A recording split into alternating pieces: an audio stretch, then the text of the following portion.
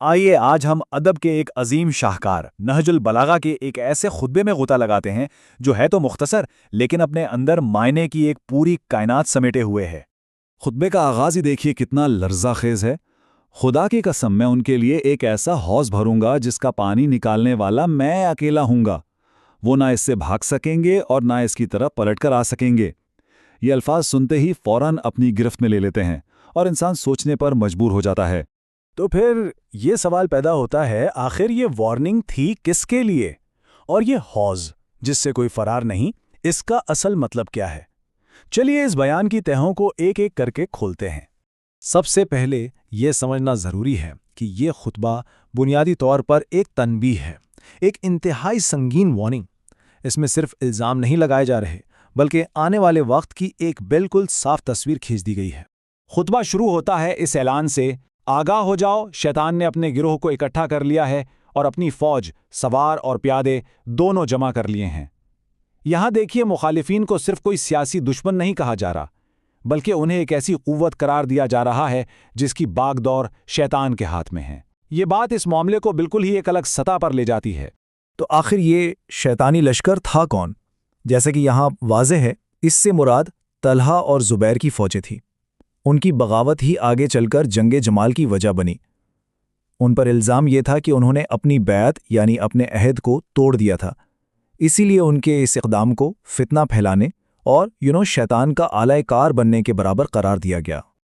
اچھا، دشمنوں سے ہٹ کے اب ذرا اس بات پہ غور کرتے ہیں کہ خطبہ دینے والے کی اپنی ذہنی اور یقینی کیفیت کیا تھی، اور یہ اس خطبے کا واقعی ایک بہت اہم پہلو ہے۔ یہاں ایک لفظ استعمال ہوا ہے، بصیرت۔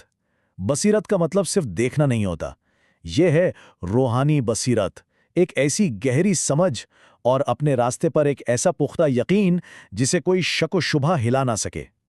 اور پھر یہ زبردست اعلان سننے کو ملتا ہے، میری بصیرت میرے ساتھ ہے، میں نے نہ کبھی اپنے آپ کو فریب دیا اور نہ ہی مجھے کبھی فریب دیا گیا ہے۔ سوچئے ذرا اس اعلان کا وزن، یہ اس بات کا ثبوت ہے کہ جو بھی قدم اٹھایا جا رہا ہے وہ مکمل یقین کے ساتھ اٹھایا جا رہا ہے، کسی قسم کے وہم یا دھوکے سے بالکل پاک۔ تو چلیے اب واپس آتے ہیں اس خطبے کے مرکزی استعارے یعنی اس حوض کی طرف۔ آئیے اس کی گہرائی میں اتر کر اس کے مطلب کو سمجھنے کی کوشش کرتے ہیں۔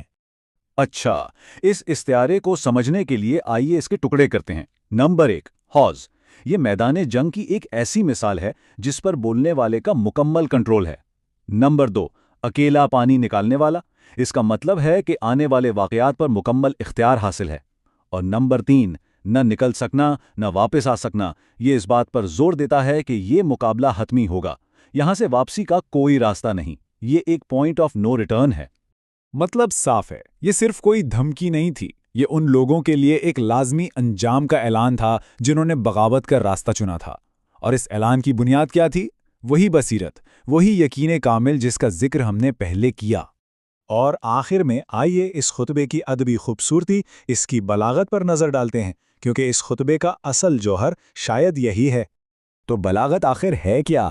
یہ لفظوں کو اس طرح استعمال کرنے کا فن ہے کہ کم سے کم الفاظ میں پوری درستگی اور طاقت کے ساتھ بہت گہرے معنی بیان کر دیے جائیں، بالکل ویسے ہی جیسے کہتے ہیں دریا کو کوزے میں بند کرنا۔ اور سوچئے تو اس خطبے نے چند سطروں میں ہی کیا کچھ نہیں بیان کر دیا۔ مخالفین کی حقیقت یعنی وہ شیطان کے پیروکار ہیں، بولنے والے کا اپنا مستحکم یقین یعنی بصیرت، باغیوں کی سیاسی اور دینی غلطیاں، اور پھر ان کا وہ ناقابل فرار انجام، سب کچھ انہی چند جملوں میں آ گیا۔ گویا پورا سیاسی اور روحانی منظر نامہ اس حیرت انگیز اختصار کے ساتھ ان الفاظ میں قید ہو گیا ہے۔ اور یہی تو نہج البلاغہ کی خاصیت ہے اور اس خطبے کی اصل طاقت بھی۔ تو یہ پورا جائزہ ہمیں اس ایک سوال پر لا کر چھوڑ دیتا ہے کہ آخر زبان یعنی لفظ خود کیسے ایک ایسی فیصلہ کن قوت بن سکتے ہیں جتنی کہ ایک پوری جنگ؟ اس پر ضرور سوچیے گا۔